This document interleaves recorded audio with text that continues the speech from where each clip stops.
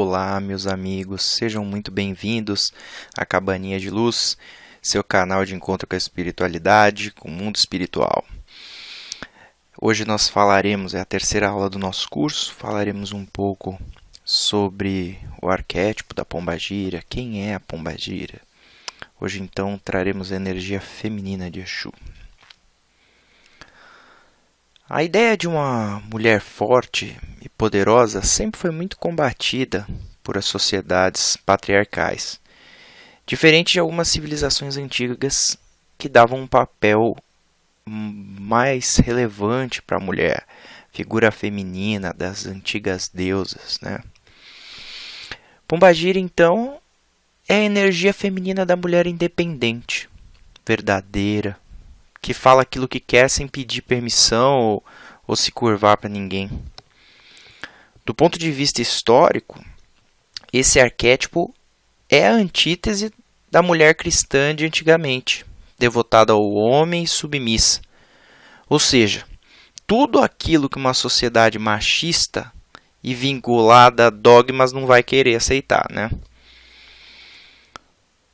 E nesse contexto de preconceito, quando uma mulher saía da linha, era muito mais fácil culpar a pombagira. E não era a pombagira, era a própria mulher. Quantas mulheres não traíram seus maridos e acabaram sendo descobertas, né? E acabavam jogando a culpa em pombagira. Primeiro, vale ressaltar aqui que pombagira não é prostituta ou mulher sem moral. Essa é uma construção criada em grande parte pela doutrina cristã e impactou todo o contexto social desde o início de que se fala em pombagira, né?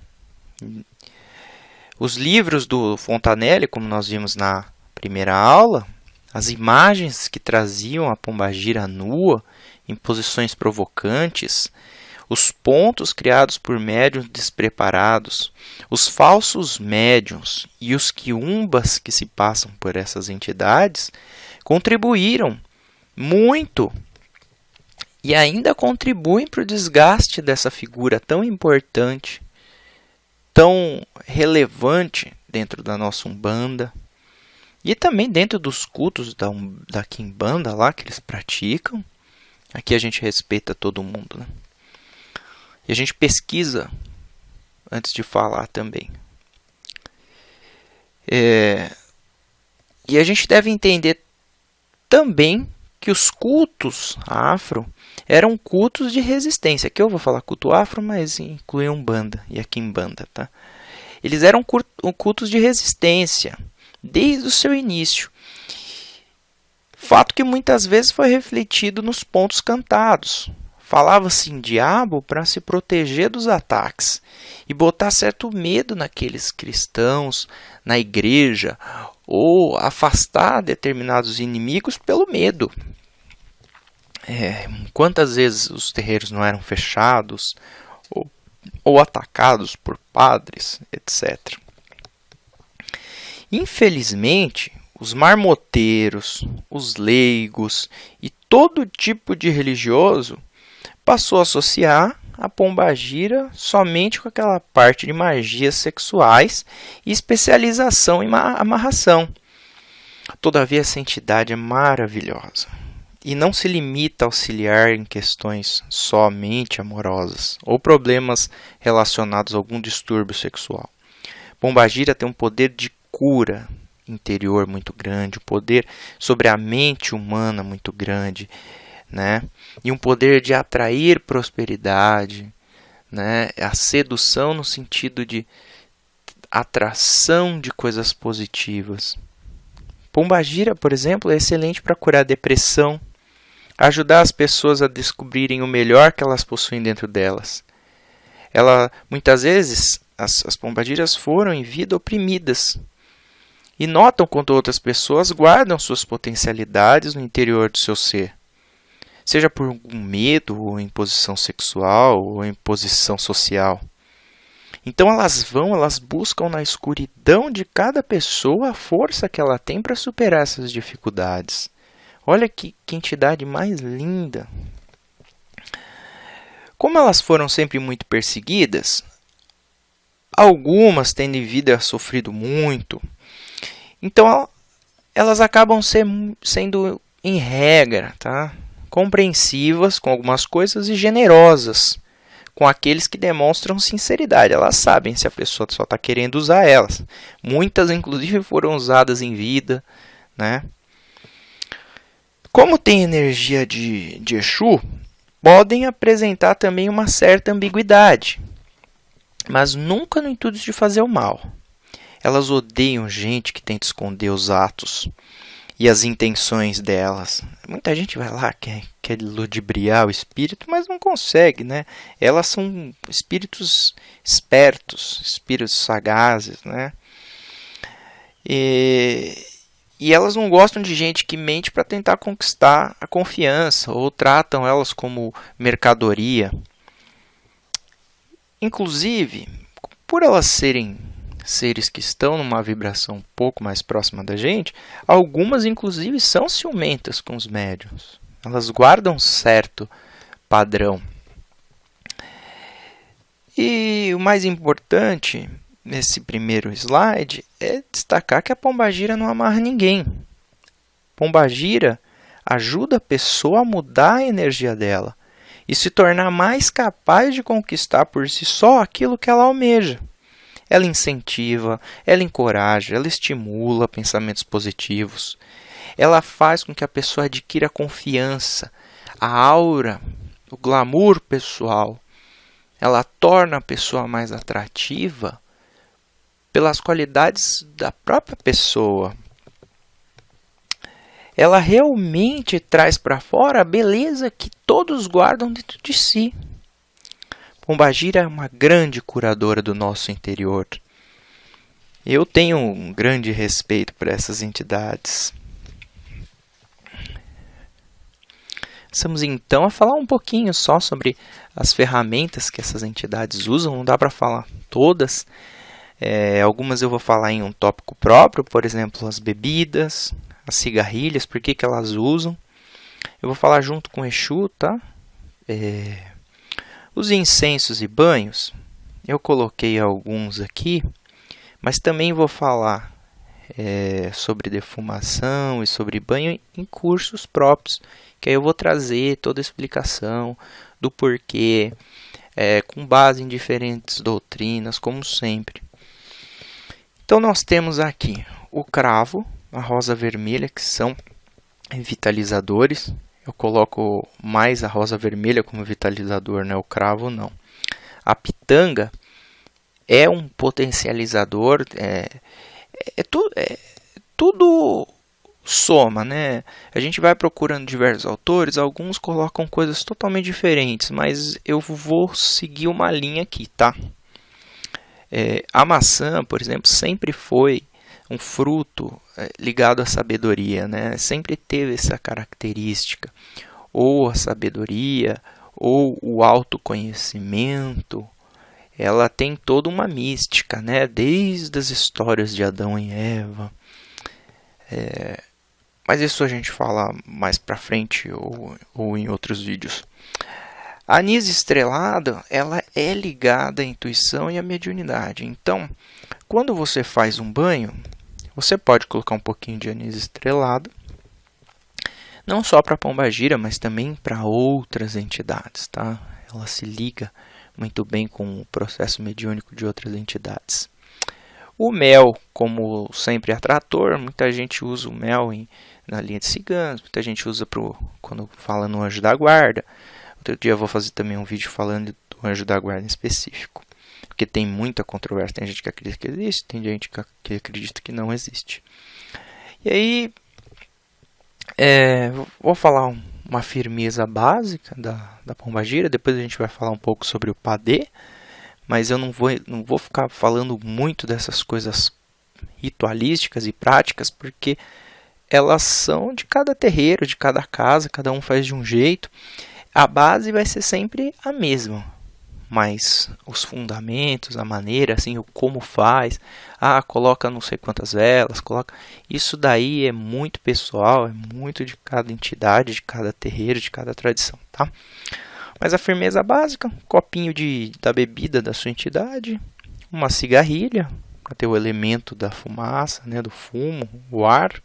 A rosa vermelha, que é o elemento orgânico e tem o símbolo atrator, né, da entidade. E as velas brancas. Quem quiser pode usar a vela vermelha. Eu sempre defendo a ideia das velas brancas a princípio, salvo se você for comprar uma vela que tenha realmente uma essência da flor, uma fita energética. Vela com corante não serve para nada. As velas têm efeito, eu sempre vou falar isso. As velas foram criadas, essas velas coloridas, para atrair compradores. É uma coisa inteiramente comercial. Então, nossa, vou usar a vela branca, preta, a vela vermelha, ou a vela preta, ou a vela... Não é isso que vai fazer a diferença. Os elementos são o fogo e os elementos que estão dentro da vela. Agora, se você falar que corante tem algum efeito na magia, me desculpa, não tem nenhum.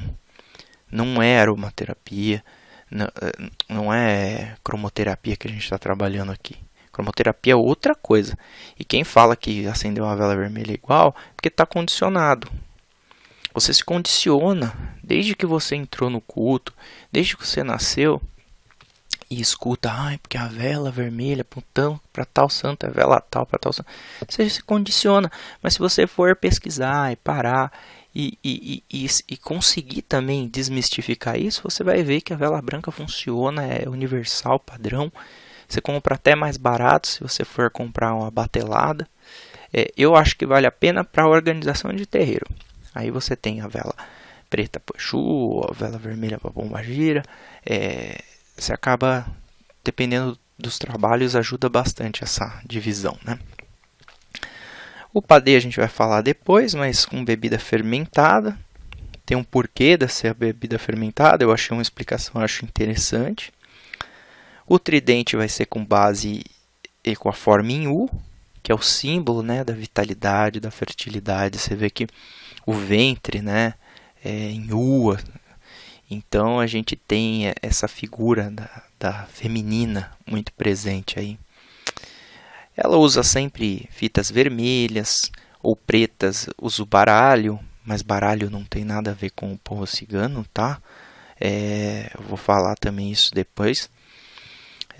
Baralho, ela pode utilizar aquilo como um instrumento, mas não tem ligação com entidades um baralho.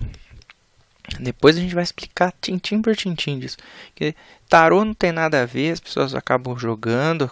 Tem muita gente agindo de má fé aí. E tem fundamento porque eu vou falar, tá? O povo cigano também, baralho cigano, também não é o que todo mundo aí, grande maioria das pessoas fala. Porque foi criado com intuito comercial, basta estudar a história, pega a história, deixa de fanatismo e você vai ver que a entidade ela usa aquilo para tirar o seu ego, mas não tem ali as respostas que ela dá, não tem. A interpretação do próprio criador não bate com a interpretação da entidade, tá? Então cuidado, sempre que envolver dinheiro e esses jogos de tarô aí, pula fora, porque na maioria das vezes é enganação. As entidades usam perfumes, batons, giletes, facas, punhais. O dia da semana é igual a Exu, né? E varia muito de região para região, mas, por exemplo, aqui em São Paulo a gente usa segunda-feira. Vou passar o próximo. Aqui uma perguntinha, né? Se eu tenho uma pombagira ou Exu, como que eu descubro qual é a pombagira, qual é o meu Exu? Isso daí é uma coisa que vende muito. Tem muito YouTube falando. Vamos lá. Tem um método que é o tradicional, é o seguro, é o certificado, que sempre funciona.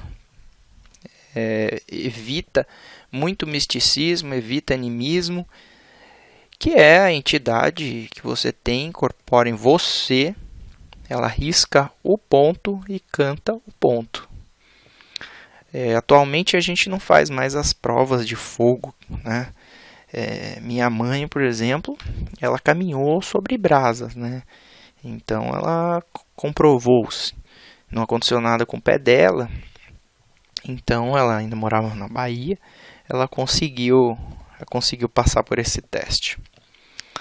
Existe um método também que é comum, que a entidade conversa com a pessoa em sonhos. Não pode ser uma vez só, tá? Porque às vezes uma vez só pode ser uma indução psíquica. Tem que ser por diversas vezes.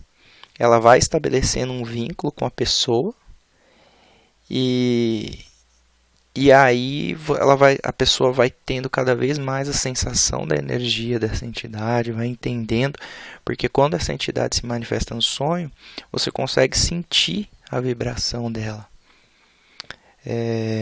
Muitas dessas entidades, elas usam esse método em especial para aquele médium que não incorpora.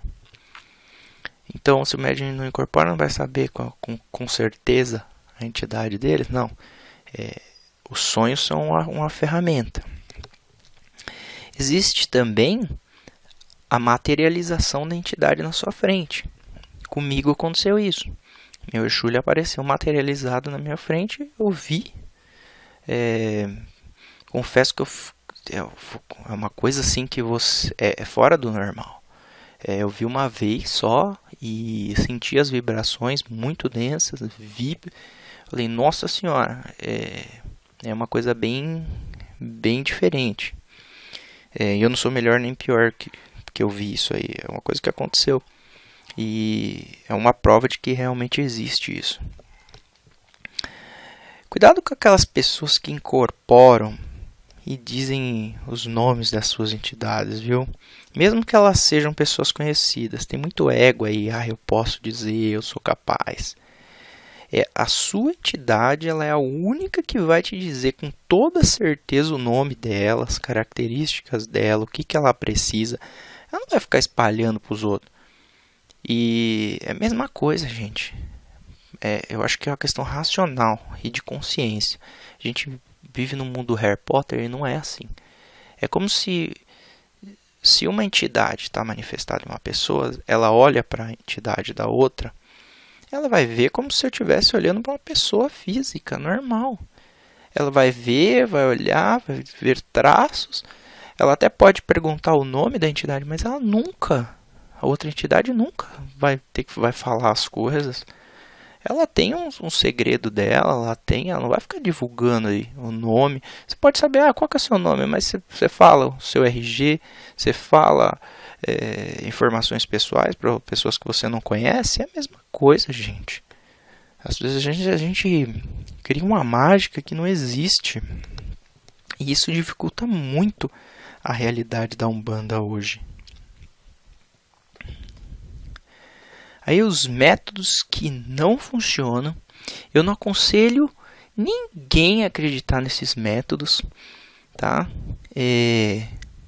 Vamos lá. O jogo do Búzios, gente, o jogo do Búzios não tem ligação com orixá, não tem ligação com entidade.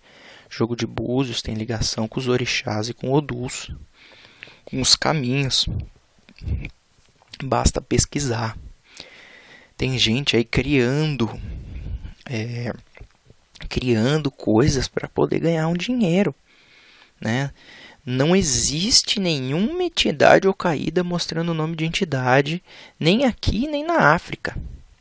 Tem muita gente enganando outras pessoas. Tem gente que às vezes pode fazer de, não sei, ignorância, mas não tem. Não tem mesmo. Existe, procura aí, tem até no YouTube, tem pai de santo que fica muito bravo mesmo com esse tipo de coisa. O tarô, por sua vez, ele não tem ligação nenhuma com a entidade. Nenhuma. É impossível tirar da lâmina do tarô alguma coisa que diga o nome de uma entidade. Porque não tem uma egrégora trabalha uma coisa, outra egrégora trabalha outra coisa. O tarô ele é um instrumento de iluminação, de autoconsciência. O tarô ele vai te mostrar certos caminhos, energias que estão na sua vida. Principalmente o tarô maior, porque esse tem base. O tarô menor, que as pessoas usam na leitura, ele também foi inserido no meio ali e não tem comprovação. As pessoas, mas o tarô menor. Vai pesquisar, vai ver os grandes magos, vai estudar o Oswald Wirth, que tem um tarô maravilhoso. Sai dos livrinhos que vem na Saraiva. Eu estudo tarô há muitos anos e você só aprende também jogando, tá? O baralho cigano. Primeiro lugar, não é cigano. Basta estudar a história. Vocês vão ver que foi criado com o objetivo de entretenimento e comercial. Dali não sai nome de entidade nenhuma. É outra vertente, não tem nada. O que aconteceu foi que foi-se criado um estereótipo com os ciganos. E muitas vezes os ciganos também utilizavam desses baralhos para receber para ganhar algum dinheirinho. Afinal, um baralho é um negócio que você carrega para todo lugar e você consegue utilizar. Os ciganos têm os métodos deles, né, de a quiromancia, que é um negócio deles. Tem a leitura na borra, tem uma série de coisas que são deles. Isso aí é verdade. Conversando com alguns ciganos, tem essa mágica, essa coisa envolvendo. Mas o baralho cigano não. Quanto a baralhos de entidades, tem uma explicação muito simples. Ele é muito usado para atrair pessoas leigas. Tem muita gente ganhando rios de dinheiro com isso. Tem muita gente que vende o baralho e ganha dinheiro. Tem gente fazendo jogo no YouTube para ganhar dinheiro. Só que o baralho ele possui um número limitado de cartas, enquanto o nome das entidades é absurdamente maior. Vamos dizer que é quase infinito. Então nunca vai ter ali na sua... talvez a sua entidade tenha um entrecruzamento muito específico. E ali, nesses baralhos, eles vão ter as mais famosas. Né?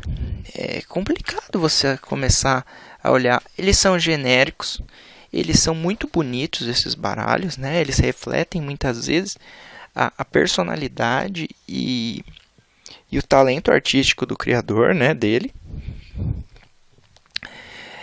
Mas tem uma coisa que é muito importante e às vezes a gente passa batido.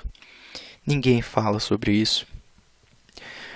No momento em que a pessoa recebe essa informação falsa, sua entidade é a entidade X, ela passa a pesquisar tudo sobre a entidade na internet. Começa a cultuar a entidade como se fosse a sua. E ela visualiza os atributos dessa entidade e fala, nossa, essa entidade é a minha, é a entidade X, nossa, eu vi, tem tudo. E começa a vir essa coisa que vai se solidificando na mente, né? Isso vai enraizando na mente da pessoa. Desse modo, quando a sua real entidade tentar passar alguma informação, ela acaba por encontrar dificuldade. Existe um bloqueio mental ali tão grande criado que ela não consegue dizer para outra, olha, é diferente. Eu não sou essa. Então, você vê que muitas vezes uma pessoa começa a trabalhar com uma entidade real, que é a dela, e a imaginária. Então, falar, eu tenho 3 pombagira. Uma é a real, o resto criado na cabeça, né? Muitas vezes acontece isso. Só o tempo a pessoa vai acabar descobrindo. Geralmente essa imaginária acaba indo embora de alguma maneira, né? As pessoas entendem como ela foi embora, não veio mais, mas a mente, esse bloqueio foi sendo destruído com o passar do tempo. A sua real pombagira começa a destruir esse bloqueio energético e psicológico, né? Então essa vontade precoce de você descobrir o nome da sua entidade te atrapalha muito no futuro. Isso serve para qualquer entidade. Que diferença faz, né? Agora, vamos continuar, porque esse assunto dá pra gente trabalhar de várias formas. Então, mas todos têm uma pombagira e um Exu? Porque isso é muito vendido hoje, vende muito. Nossa, põe os vídeos mais comentados no YouTube. Existem 3 correntes aqui que falam. A gente pesquisa, a gente vê porque a gente quer trazer todo mundo. É muito difícil. O mais difícil para mim não é vir aqui falar. O mais difícil é a gente tentar encontrar todas as vertentes e sintetizar isso de uma maneira racional. Que você leia, que você assista o vídeo, tire suas conclusões. Fala assim, nossa, para mim é isso, para mim é... E a gente respeita as opiniões em contrário. É lógico que muitas vezes eu sou muito crítico, mas eu respeito muito todos. Todos são meus irmãos. Então vamos lá. Todos têm uma pombagira que as acompanha, um Exu que acompanha. E desde o começo da vida ela fica lá esperando você falar com ela. A segunda corrente. As entidades somente se ligam àqueles que têm um vínculo com sua egrégora. Esse vínculo pode ser algo kármico. Estava lá em cima, lá no céu. Falou, ó, vamos trabalhar junto aí para eu evoluir, você evoluir também. Ou para sua evolução. Então esse vínculo foi projetado no plano astral. Ou pode ser algo que foi criado com o tempo. Você é médium. Uma entidade começa a se aproximar de você. Existe uma afinidade vibratória com o seu corpo astral, com o corpo astral da entidade, né? Que além disso tem que ser compatível, porque senão você não consegue incorporar uma entidade que não tem uma compatibilidade energética com seus corpos estruturais, tá? Pode existir essa ferramenta. E também tem a terceira. Só tem entidade aquele que se comprometeu lá no plano astral com ela. Porque aí a pessoa, essa corrente, ela defende que antes de vir para a Terra, você se compromete, seus corpos energéticos todos já são alinhados para receber essa entidade. Então existe um preparo inicial, pré-existente à sua própria existência material, tá? A minha opinião, sincero, eu acredito na B e na C. São possíveis. Eu acho que... Eu acredito mais na B, tá? Acredito na B. Acho que pode ser.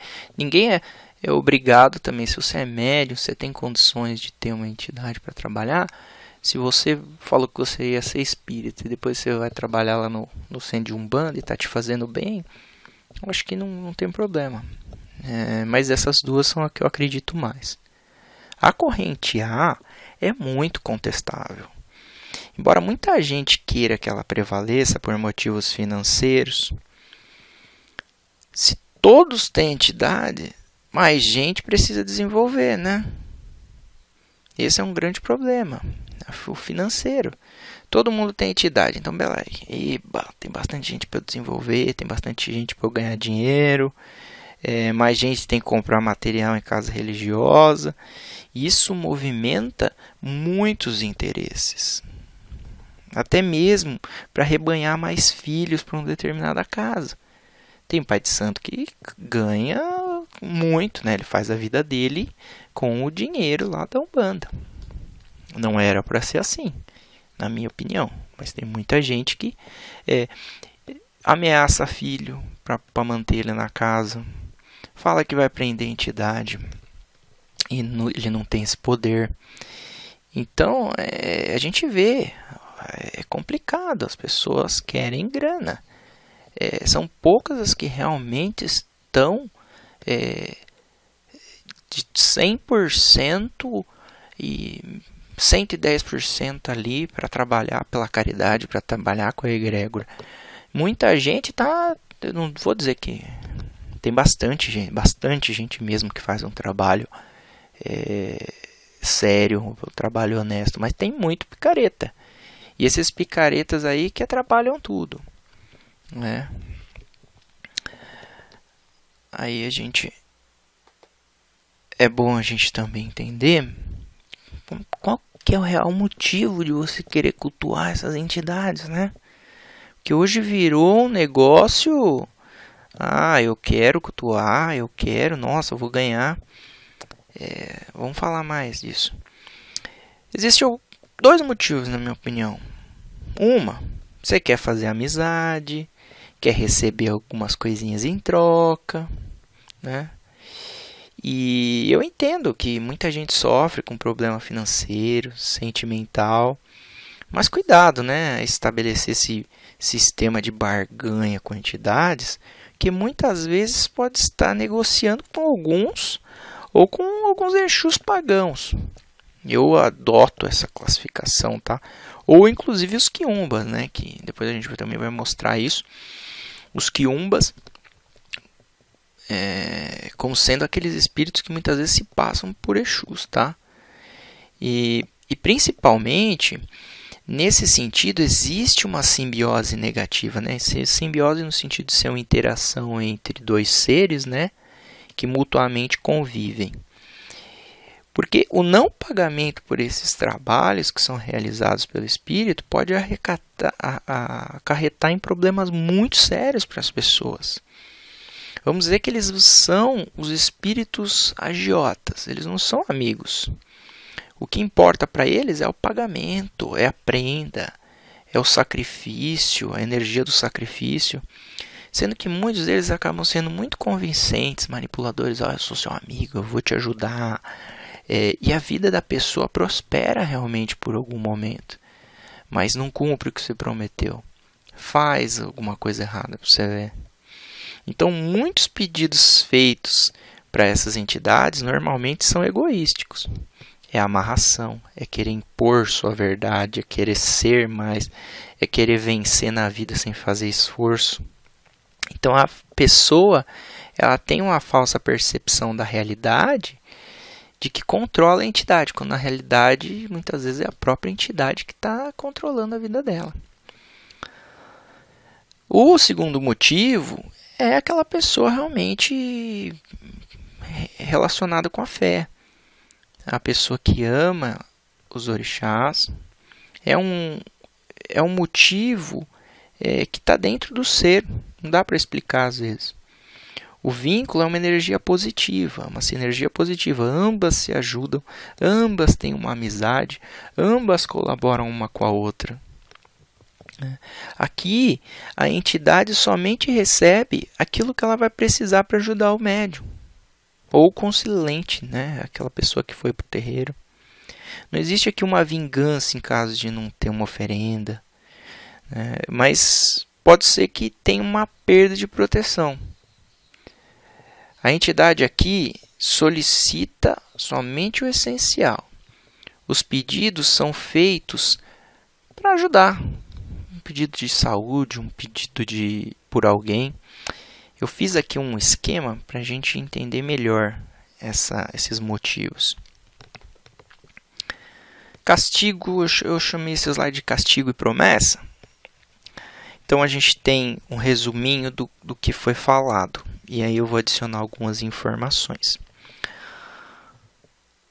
No primeiro item lá, primeira simbiose negativa, que a base é a troca, e o espírito é a agiota. Então ela é composta por Exus pagãos, o da Quimbanda, que pode ser da Quimbanda independente ou não, alguns Eguns e Quiumbas, né? Só que tem uma diferença muito grande entre o Exu da Umbanda de lei e os Quiumbas, e os que não são. Se você prometeu alguma coisa, se você disse que vai fazer, vai pagar, mantém essa relação de troca, esse espírito vai te cobrar. Só que as cobranças são diferentes. Quando você trata a primeira opção, a cobrança ela vai ser, pode começar leve, um sonho, um pesadelo. Vai lá com o cara. Tem gente que tem espírito que já começa com um pesadelo atormentando a vida da pessoa até receber o que ela quer. A pessoa pode ficar doente de uma maneira inexplicável, pode ter algum tipo de destruição patrimonial, né? Geralmente o espírito ele fica nervoso, ele pode começar a quebrar coisas na casa, ele pode tomar aquilo que ele deu para a pessoa, ele pode cobrar os juros, né? Então muitas vezes você tem uma namorada, fez uma amarração, prometeu que ia dar alguma coisa para o espírito se conseguisse, conseguiu, não pagou. Então esse espírito faz com que a vida da pessoa seja um inferno, porque ele já tem uma influência sobre a pessoa amarrada. Então ele começa a fazer da vida daquela pessoa um inferno, começa a fazer às vezes a pessoa amarrada ter um amante. Então é bem complicado esse processo, vira uma obsessão mesmo, um processo obsessivo complexo. E o objetivo sempre aqui da cobrança é o castigo, é a imposição de um poder sobre outro ser. No Exu de Umbanda, como a simbiose é positiva, os elementos aqui são instrumentos de trabalho. Tá? Na primeira opção da simbiose negativa, a gente tem que entender, por exemplo, na Quimbanda independente, a base é a troca. Eu não vou dizer, tá certo ou errado. Eles vivem a vida deles, as pessoas são grandes, as pessoas entendem lá o que é bom para elas. Eu não mexo, não quero saber, mas eu estudo para entender, porque a gente não pode viver assim, entender a Quimbanda pelos olhos da Umbanda. A gente tem que entender. Então eu tenho amigos conhecidos, né, que eu participo de grupos que falam de Umbanda e de Quimbanda. Então toda semana a gente vai acompanhando esses grupos, as pessoas relatando, falando das coisas. Então existe realmente na Quimbanda aquele negócio de agrado, de troca, obrigação. E aqui não. Aqui existe, na Umbanda por si só, tem outras coisas. A gente explicou na primeira aula sobre a Quimbanda, né? De uma maneira, um olhar visto por um umbandista, mas também por a visão de quimbandeiros, né? Tem a questão do sacrifício que um mantém, que geralmente o sacrifício é essencial na Quimbanda. Tem aquela questão se existe a Quimbanda independente ou se não existe. Olhem lá, assistam o primeiro vídeo. Agora, o Exu de Umbanda, como que funciona a cobrança? Ele é um amigão, então ele vai te cobrar no sonho. Sabe aquela vela lá? Traz aí pra mim, preciso te ajudar, cara. Então ele dá essas cobrancinhas, né? Mas não é uma cobrança no sentido de te prejudicar, porque ele quer te ajudar. Ele está lá de graça para fazer caridade, não vai pegar. Então, o que pode ocorrer aqui, a pessoa muitas vezes interpreta de maneira errada, é preconceituosa, é que o espírito também quer ferrar ela. Mas não é. Se você for lá e falou assim, vou te trazer determinados elementos para você me ajudar. Você não leva. Ou você está no meio de um tratamento, você começa a dar um elemento e de repente você interrompe. Existe uma quebra do fluxo energético ali. A entidade, se você não deu para ela trabalhar para você, como que você vai resolver isso? Existe uma perda natural do suporte energético que você mesmo estava fornecendo para a pessoa trabalhar. A mão de obra dela é gratuita, mas você tem que fornecer o mínimo para ela conseguir te ajudar, né?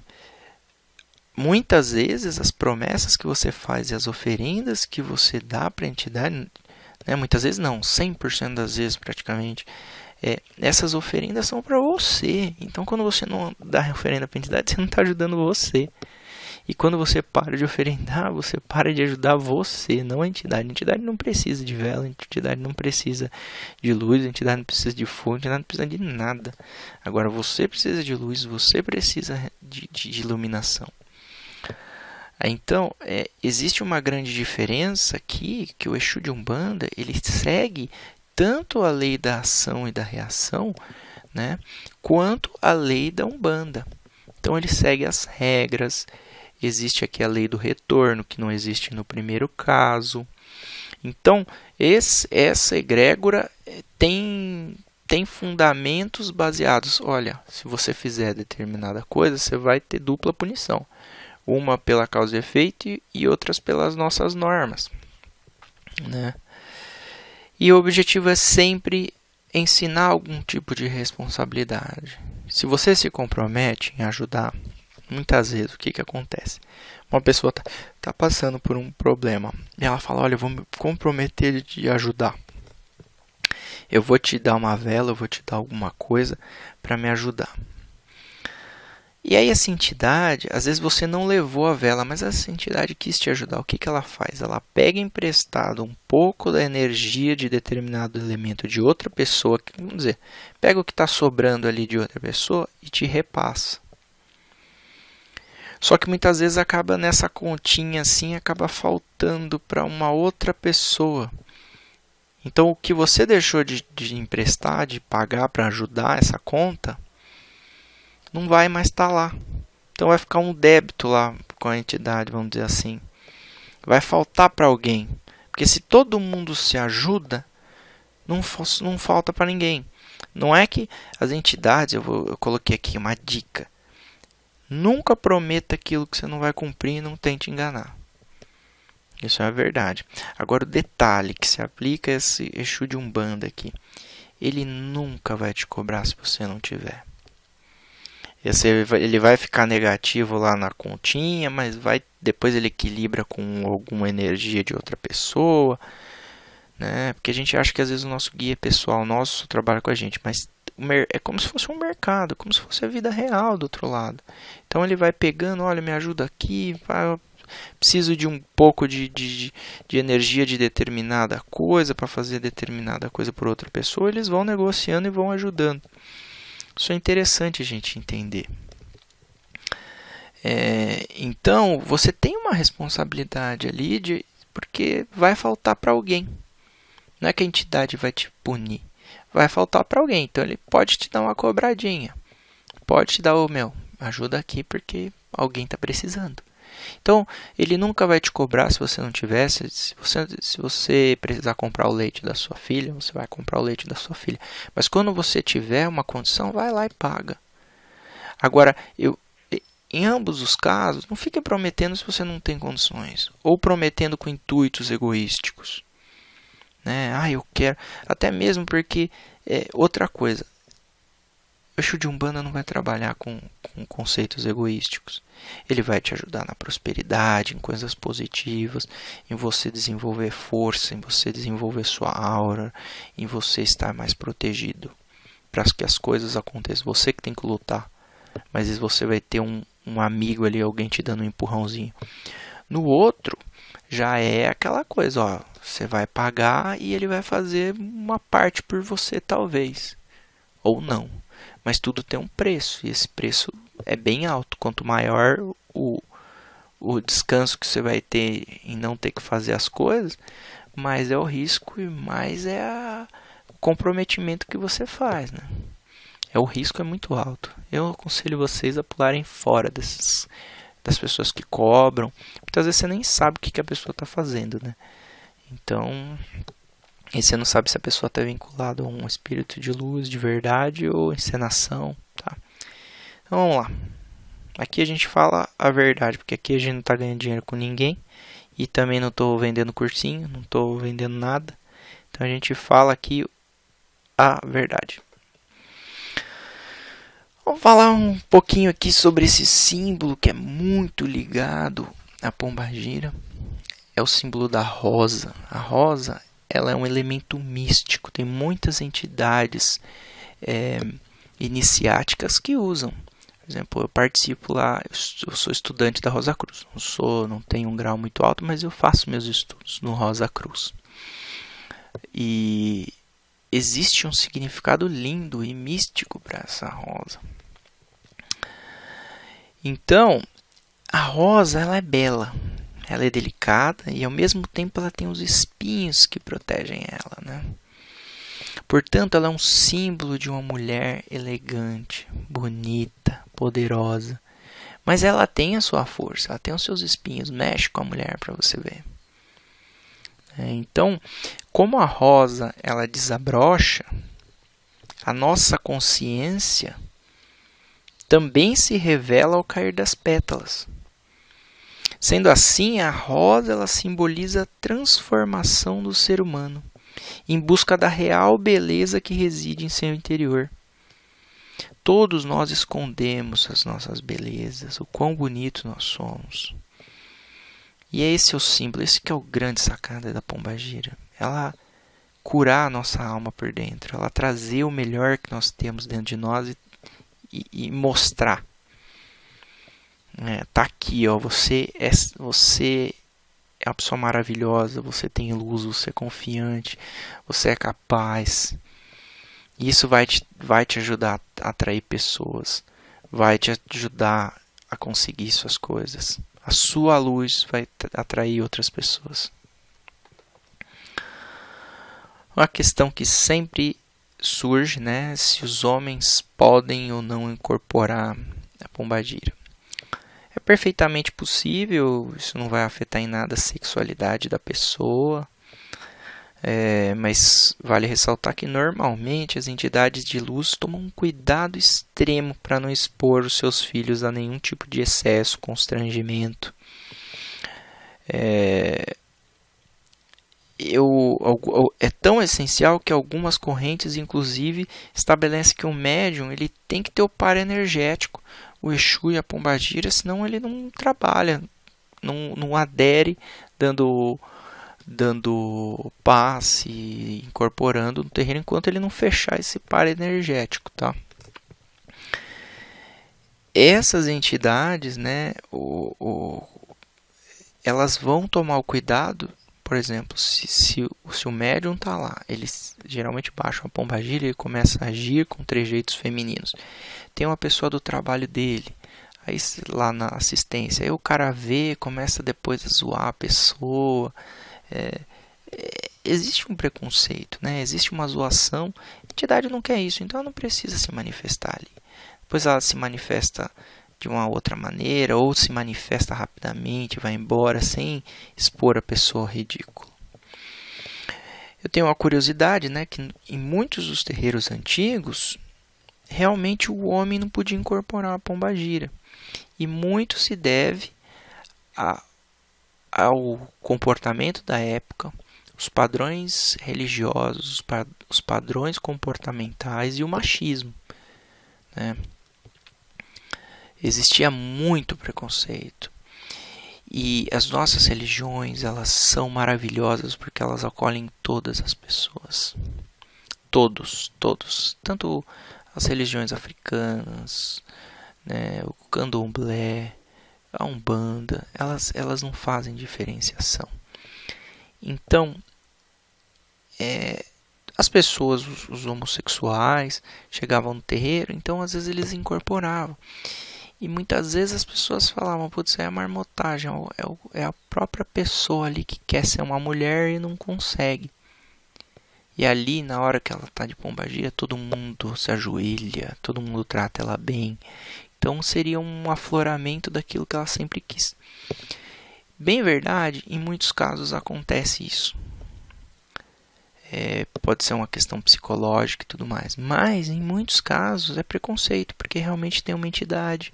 Um homem pode ter, tanto o homem heterossexual quanto o homossexual. É uma coisa natural, não afeta. A pessoa não vai deixar de ser mais homem ou menos homem, tá? Porque todo homem tem uma energia feminina a ser cuidada, a ser trabalhada. Todo homem tem uma intuição, uma coisa, um aspecto feminino, né? Tem que ter o masculino e o feminino. O que acontece realmente, eu coloco aqui, é que infelizmente algumas pessoas têm denegrido a imagem da nossa religião. Justamente usando, incorporando com fantasias. Eu acho que isso é ofensivo até para muitos dos nossos amigos, né? Até a questão que a gente já colocou aqui, mas os homossexuais que acabam sendo estereotipados. sabe? Existem, coloca aí, porque você é homossexual, só tem pombagira, o cara só baixa na pombagira, né? Então a gente tem que ter um cuidado com essas pessoas que já sofrem um preconceito tão grande. A gente tem que ter um respeito, um amor, um carinho por cada um dos nossos irmãos. Então tem gente que age de má fé. Eu vi um caso que eu achei um absurdo, né? Um casal,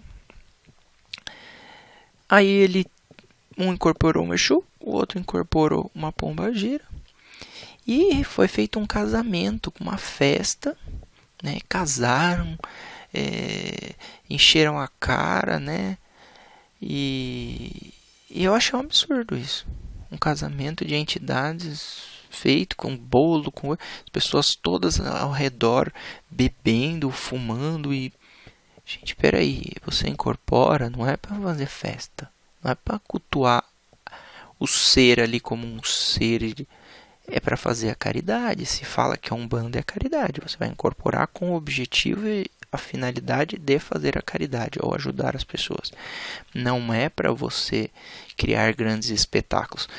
Me chegou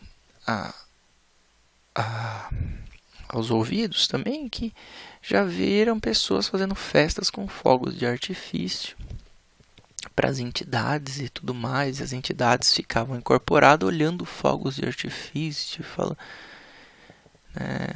Eu já vi vídeos na internet de pessoas mostrando sacrifícios, né?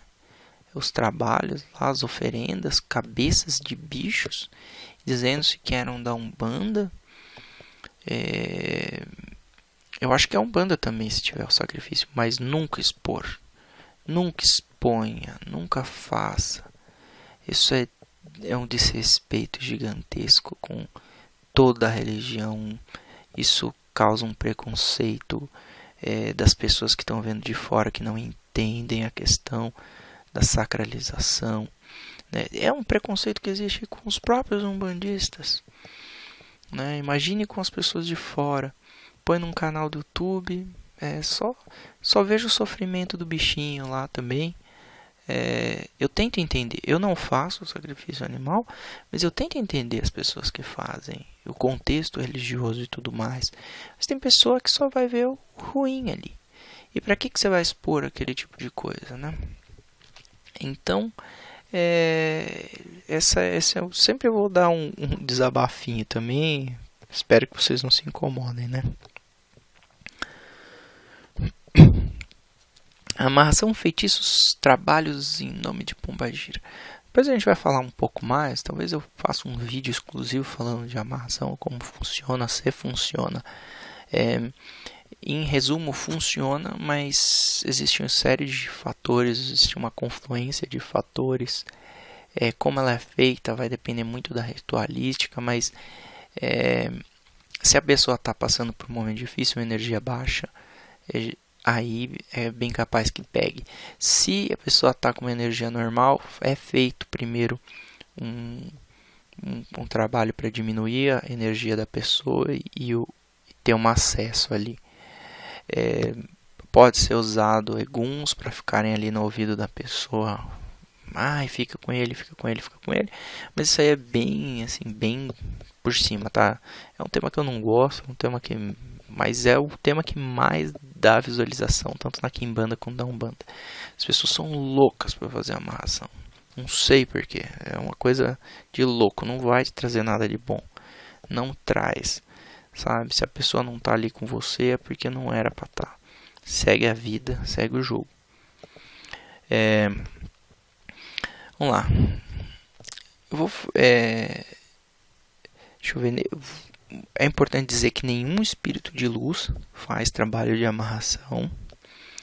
Na maioria das vezes vão trabalhar com esse tipo de magia os espíritos da Quimbanda independente, Egum, Quiumba, né, Exu pagão, pombagira pagã. Vão fazer esse tipo de trabalho não.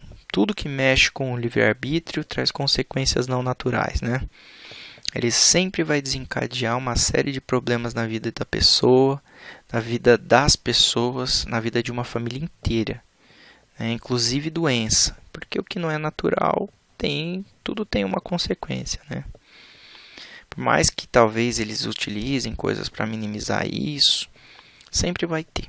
Não adianta. E a entidade muitas vezes não tem o poder suficiente para conseguir minimizar tudo, né? Sempre vai ter um resquício. Então, comece mudando a sua consciência. Você quer ter uma pessoa de volta? Primeiro passo, muda quem você é. 80% mais até dos problemas afetivos são comportamentais. Não adianta eu trazer de volta uma pessoa se as atitudes não vão mudar. Isso é igual tomar um remédio para emagrecer, sem fazer nenhum tipo de reeducação alimentar. Você vai lá, você vai emagrecer, depois parou o remédio, você vai engordar tudo de novo, né? Tenta fortalecer os laços que você tem com a pessoa, romper comportamentos danosos. Todo mundo pode fazer isso, né? E se não der certo, é porque realmente não era aquilo. A gente cria, se a gente não tiver aquela pessoa, a gente não vai ter mais ninguém. Tem medo, é medo mesmo, é difícil a vida. Então, antes da gente querer alguém, a pessoa tem que se amar, tem que se cuidar.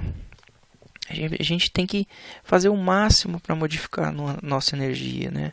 A gente precisa ficar mais confiante, precisa se sentir mais forte. E aí, automaticamente, a nossa energia vai atrair pessoas compatíveis com ela, né? As outras pessoas vão notar que o quão bonita, o quão forte, o quanta luz você tem. Se você ficar reclamando só, as pessoas, elas podem até não ver, mas a sua aura vai dizer para a aura dela, olha, eu sou uma pessoa que vivo reclamando, eu sou chata, você passa uma energia, as energias elas se manifestam independente da sua vontade e você emana essas energias pelo seu campo áurico.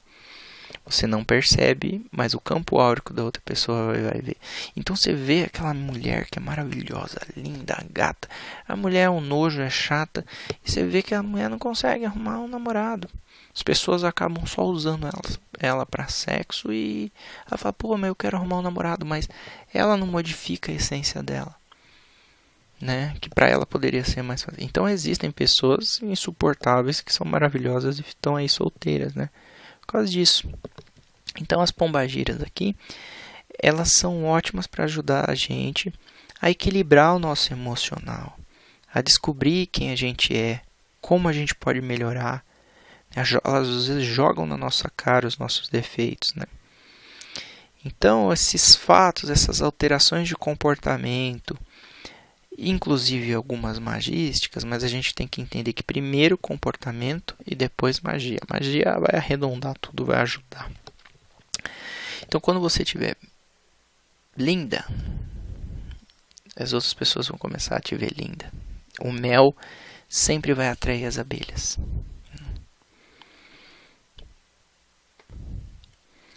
Continuar aqui. Quanto às guias, eu não vou falar muita coisa, porque senão vai ficar muito longo, né? Depois eu vou fazer um vídeo falando especificamente de guias. As guias que tem de proteção, as guias que trabalham no desenvolvimento, a diferença dos guias por brajás, a diferença ritualística que existe, porque tem lugar que tem uma guia, tem lugar que você sempre recebe uma guia de Oxalá, tem lugar que você recebe guias por tempo, que você está no terreiro, ou por nível, mas tudo vai depender do fundamento da casa, então isso é uma informação meio que não leva a lugar nenhum. O lugar que você esteja, respeite aquele fundamento e vai te servir. Eu particularmente acho que quanto menos guia melhor. Acho que uma guia já vai te resolver o problema. Se ela estourar, aí você troca. Tem uma de reserva, né? Ou uma guia específica para um trabalho da esquerda, uma guia para o trabalho da direita ou para o desenvolvimento, mas menos guias. Inclusive, se você pegar as orientações do Caboclo das Sete Encruzilhadas, eu sei, é uma das espécies de Umbanda. Eles colocam para ter menos guias. Você não pode ser um penduricalho de guias, né? Você não pode ser um guarda-chuva ali, ficar pegando, guia. Você vai ficar com problema no pescoço. É uma coisa totalmente desnecessária. Mas também eu entendo aquelas umbandas que são mais africanizadas, que tem toda uma questão de ancestralidade, toda uma questão de culto, de fundamento da casa. Então as pessoas acabam tendo mais guias, muito mais, né? Então, mas vamos lá. A guia ela é um círculo, ela tem uma representação de força com uma divindade, né? Guarda uma emanação de proteção, um campo áurico é formado, né? Quanto a Exus e Pombagira, geralmente essas guias são pretas e vermelhas somente, brancas e pretas, se forem espíritos de cemitério, mas tudo varia, né? Cada entidade vai ter a sua, vai dizer qual que é a melhor guia, ou a casa segue um determinado padrão e é aquele padrão que vai ser seguido, tá? A entidade vai se adaptar àquele padrão da casa. O vermelho, ele tem um significado da vida, é a coragem, é a força, é o sangue que corre nas nossas veias, é o impulso, é a iniciativa. O preto, ele é o mistério, é a seriedade, é a anulação, é a absorção. Então, você tem antíteses aí que vão interagindo entre si, né? Então, a gente tem essa, na minha opinião, existe aqui uma transcendência de tudo isso. Elas comandam tanto o vermelho, que é a vida, como o preto, que é a morte. Elas têm a alegria contra a seriedade, o impulso, a apatia, tudo elas trabalham, elas transcenderam tudo. Então esse é o símbolo, né, do Exu e da Pombagira. As guias vão ter elementos diversos, podem ter elementos naturais, podem ter elementos puramente isolantes, né? Então quanto às guias, é isso, não tem muito o que ficar falando, né? Depois eu faço um vídeo específico para falar das guias, aí eu falo de todas as entidades no geral e dessas diferenças de influência de terreiro. Quanto às roupas, os adornos que as entidades usam, eu acho que é um pouco desnecessário. Eu acho que respeito, né, os locais que dão isso para as entidades, mas isso é um ponto de vista meu, e isso serve também para caboclo, porque caboclo não precisa de arco e flecha ali, caboclo não precisa de pena no corpo. Caboclo vai precisar dos elementos e tudo mais. Eu não gosto particularmente. Eu acho que isso aí poderia... É a única coisa que eu falo que poderia ser um pouco minimizado. Hoje está muito. E aí, quando a gente fala disso na linha dos Exus e da esquerda, é pior. É porque é o luxo. As pessoas querem dar o melhor, então fazem festas. E aí a coisa que já está destrambelhada vai piorando, né? Então as festas vão tendo todos os tipos de bebida quente, bebida fria, Big Apple, vai tendo de tudo. Conhaque, vai tendo. E aí as pessoas passam um pouco do que precisa, né? Então as pombagiras às vezes tem aquelas roupas gigantescas de seda e não sei o que lá. Isso é vaidade, gente. Às vezes é vaidade do médium, não tem nada a ver com o espírito. Uma coisa é a entidade querer usar um tecido, um pedaço de pano para fazer alguma coisa. Outra coisa é começar a virar esse negócio, até mesmo porque às vezes vai ter aquele que vai ter condições de ter tudo aquilo e aquela outra pessoa que não vai ter. Então gera uma diferenciação triste, né? Então a gente tem que sempre pensar no outro que está do nosso lado. É uma questão racional. Então aí acaba tendo essas... e a vaidade... Desculpa, porque se a gente estiver entendendo que a entidade precisa daquelas roupas e daquele luxo todo, é um espírito não evoluído. Ela não precisa daquilo. O luxo, a entidade precisa das coisas lá, da bebida, dos elementos de trabalho. Mas Luxo não é instrumento de trabalho, nunca foi, nunca vai ser. É só vaidade. Vaidade é características de espíritos menos evoluídos. Então, eu acho que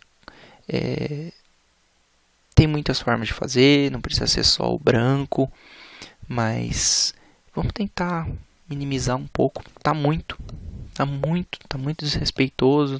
Tem a turma do tudo pode que tá complicado. Consagração de imagem também não tem muito que a gente falar, né? Cada lugar faz de um jeito. Tem vídeo aí na internet, nos youtubers da vida, mostrando como faz. É uma coisa bem simples, mas basicamente a gente vai ter ali um descarrego na imagem para tirar as energias impregnadas dela. Vai ter uma imantação com determinadas ervas. Sobre essa imagem, você acende uma vela, canta pontos e pede para que aquela energia, aquela imagem fique imantada, né?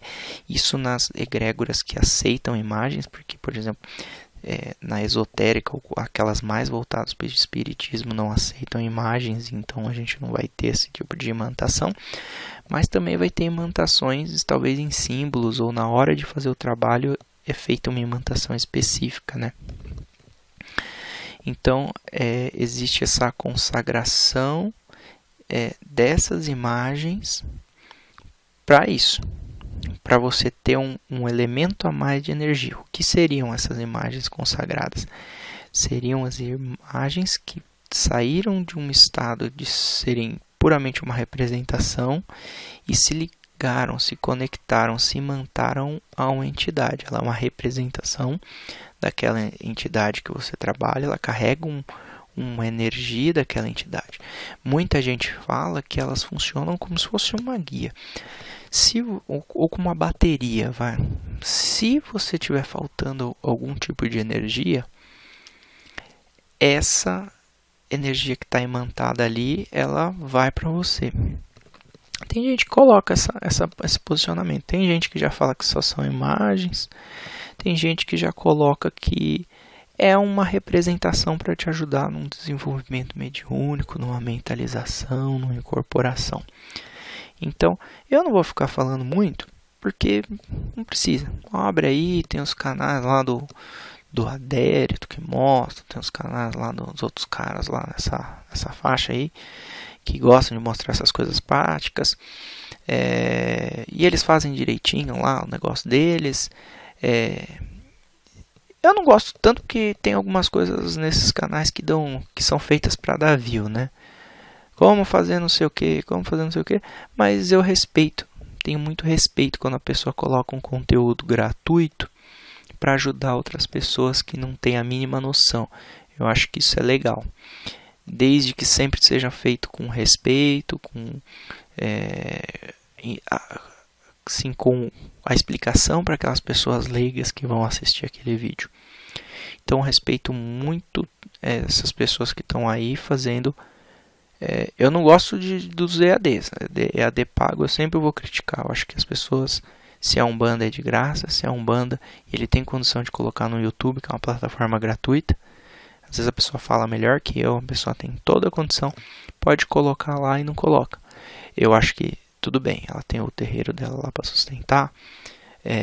Nem estou falando dessas pessoas aqui que eu estou elogiando, tá? Estou falando de outras pessoas que colocam valores absurdos. Eu acho que cursos tem que ter um valor para dar uma ajudinha, um terreiro. É difícil manter um terreiro.